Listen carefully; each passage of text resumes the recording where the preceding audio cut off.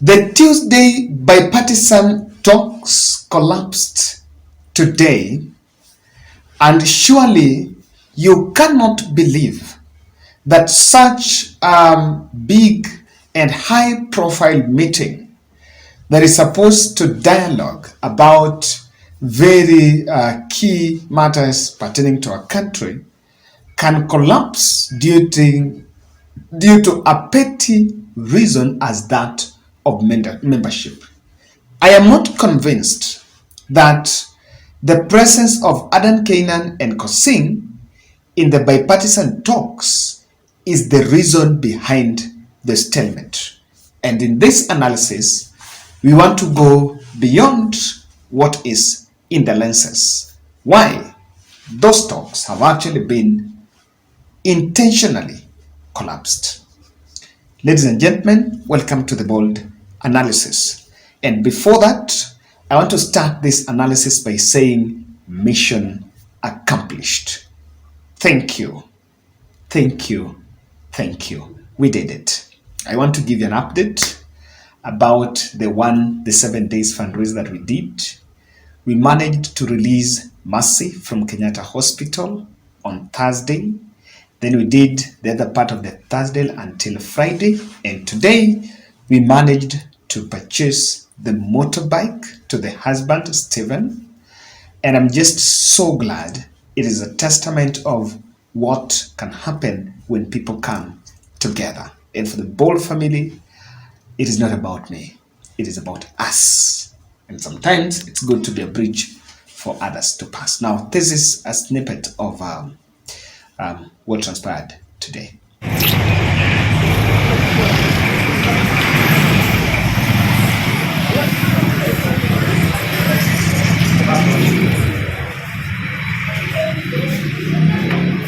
Hi guys, Santeni Sarah, we are here. This is a Bajaj shop, so we are permanently putting it to a closure.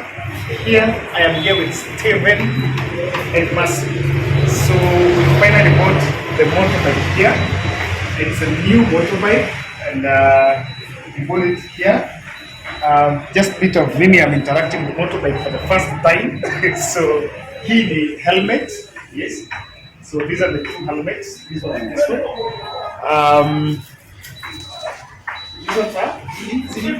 These are reflectors. Yeah, sijui. So I'm also aligning now. This one is for. This is umbrella. So this is very important. Wakati kunyesha, you can still work. And yes. So that is a brand new. I'll give Steven our ongelation. And then also Mercy is here. Leo tujabeba mtoto. Leo tujabeba mtoto. And thank you very much. So Steve says something. Thank you once again. This is Steven.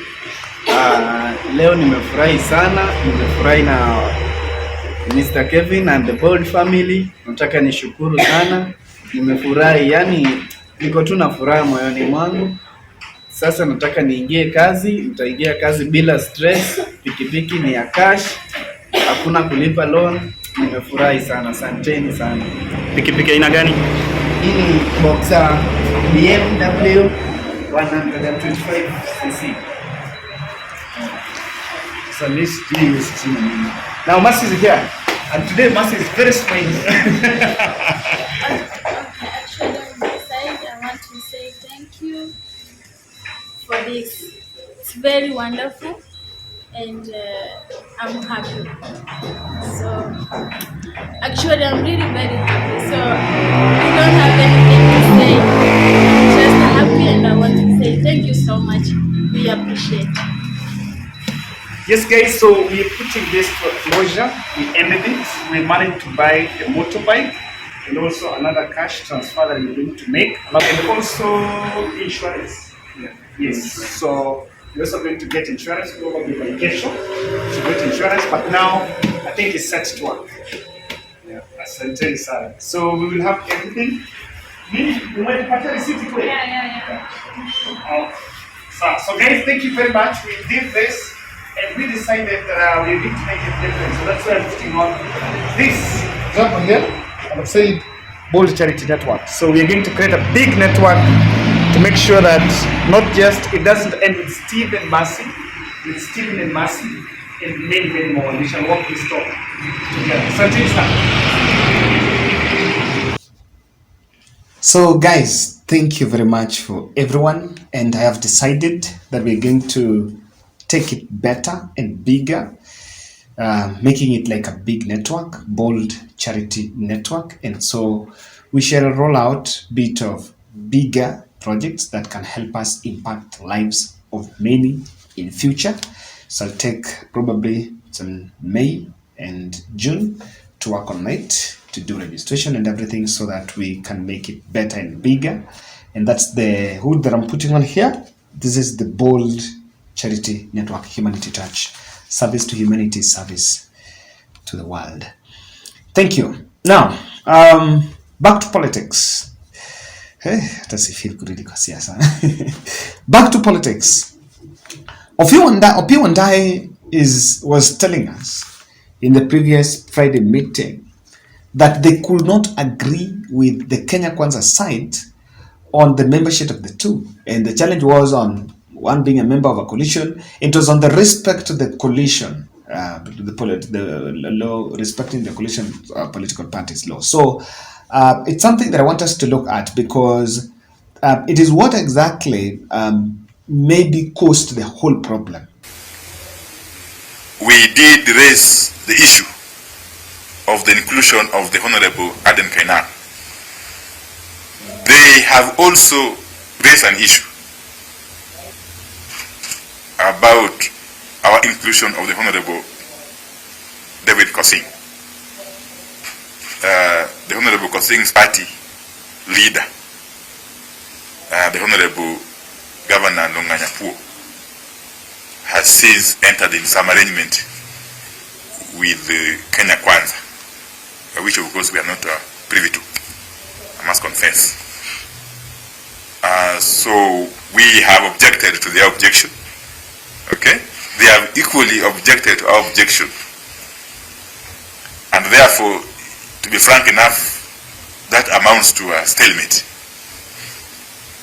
But we have chosen, as the leadership of the two coalitions in the houses,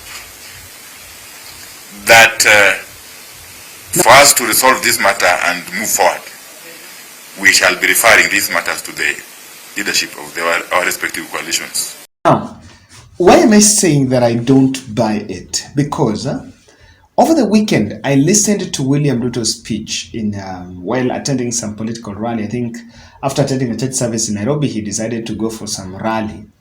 And listening to William Ruto's speech, you wonder why exactly. Is that really the tone of what bipartisan talks is all about? Because what Kenyans envisioned in the bipartisan talks, it was a signal of ceasefire. That, people were going, and I remember Kimani Ichung'wah was saying that they envisioned a situation where people start talking.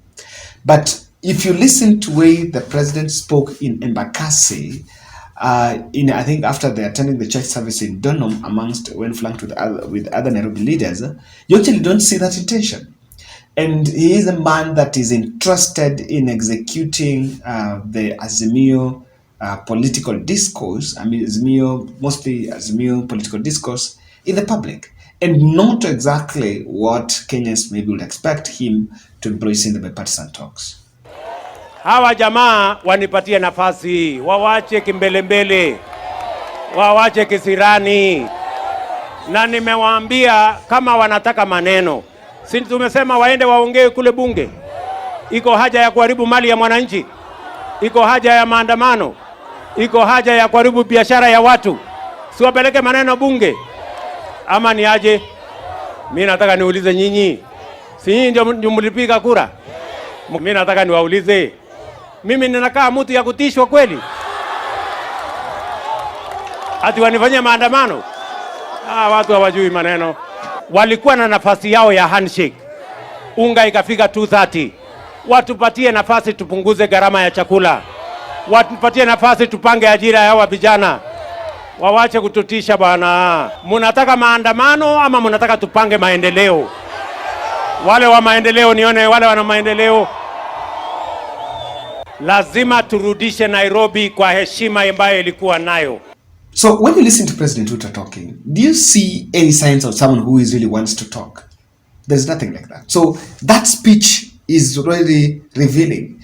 Initially there was even a contradiction of who was going to be the chair of that on the other UDA side. It was supposed to be, actually people saw that Boni Khalwale was more of a senior person and a person who is really seasoned in matters parliamentary, and he would have been the person to be picked. But I think due to Mount Kenya factor, George Murugara, the Tarakan member of parliament, Tarakanite member of parliament, was actually picked as the person to be the co-chair representing the UDA side. So that would have been it. Azimio la Umoja co-chair is Otiende Amolo. Now, let me tell you something that the good members of parliament are not telling you. There is one trigger that Ruto has pulled, and that is crippled funding.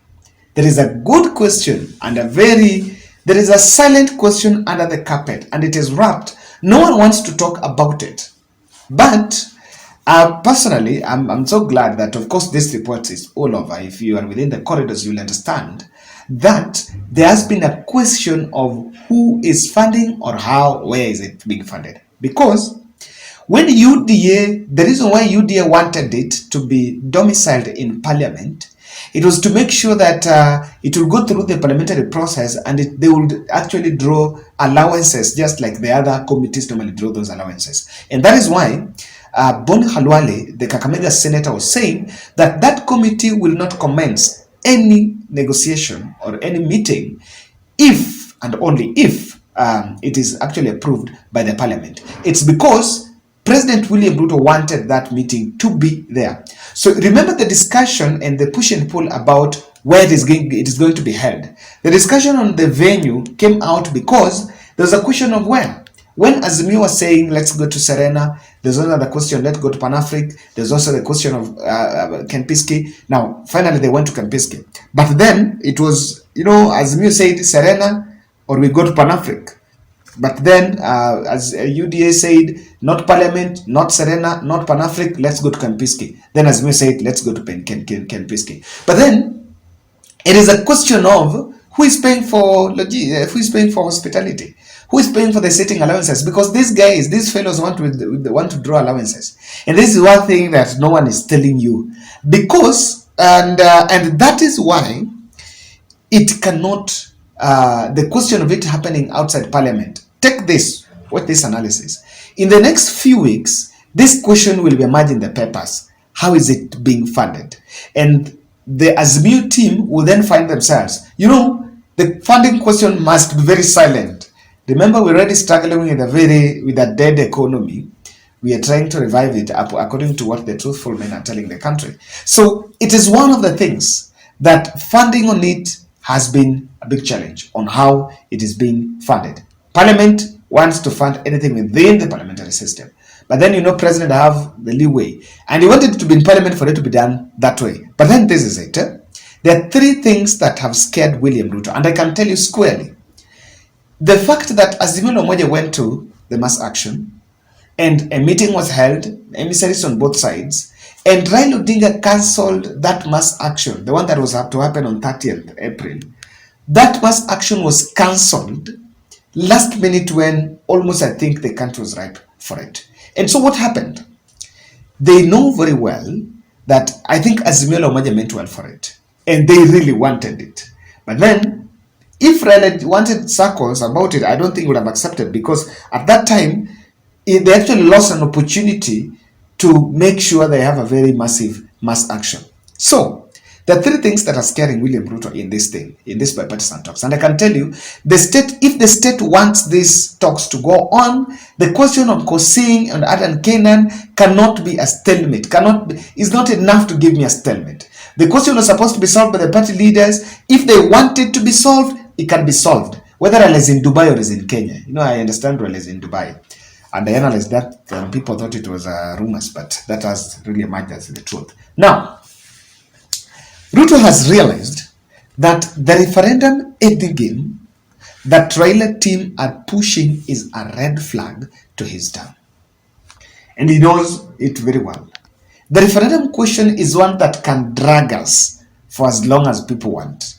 In the fullness of time, things that they have complained that Uhuru did and they never wanted, it will be very difficult for them to come in public and speak about them.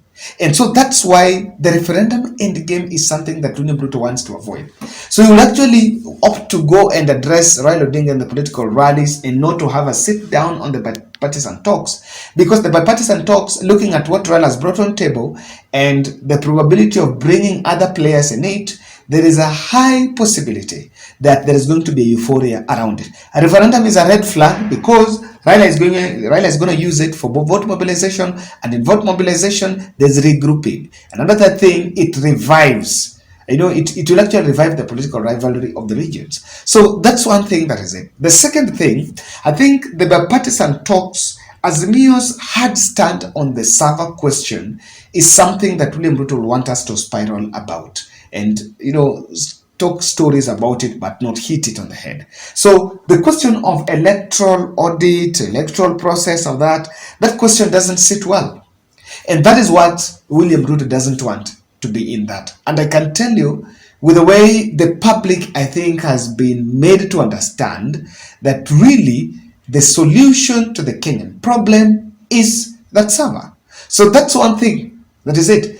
If we are to look for to get an independent audit of IEB server, what the hell do you think can come out if there was some things to happen? Because what will actually come out here is that committee can propose a bipartisan investigation or rather audit or the inquiry of the last year's general election, and that inquiry would actually be used successfully to dent his legitimacy. And that is one thing that we not want. I feel the current Mount Kenya divide on the revenue, 1 man, 1 shilling, 1 vote, is a big issue. And in that bipartisan table, Raila Odinga might run away with it, and he will not want the discussion to go on. Remember, there is also those people that believe that they need to still use the colonial playbook of Raila phobia in the mountain. So anything that is going to cool down the tension is against such that emission. So that's my take on why I feel that state is engineering the collapse of those bipartisan talks. Ladies and gentlemen, that's my take, and I want to say thank you very much again for the 7 days challenge. We achieved it, and let's stick together. I believe need to take time. We shall roll out a program of WAL under Charity Network. I know we shall sit on the think tank and work on that. And after it, maybe after 2 months, we can roll out something that can help many, and we'll be grateful for that. So if you have many ideas, reach out to me, talk to me. What do you think we can do? How that network can operate? I really want to accept and really get feedback from your end, because I've said it is not enough to sit and complain. With the little and the support we can have, we can support many. It's not just the point of need, but we also want to empower the society, be it on supporting some women groups, be it on supporting some children's homes, be it on other things that we can do so that we support, be it on education, maybe funding some few young girls and young boys for education. Personally, I fund 5. You can take 2, the other person takes 3, and we move together. So that's a big idea. So let's sit together. Let's join hands. Get to my WhatsApp. Give me a feedback how it can run, so that by the time we roll it out, probably in the next 2 months, it will be something very big. Asante sana.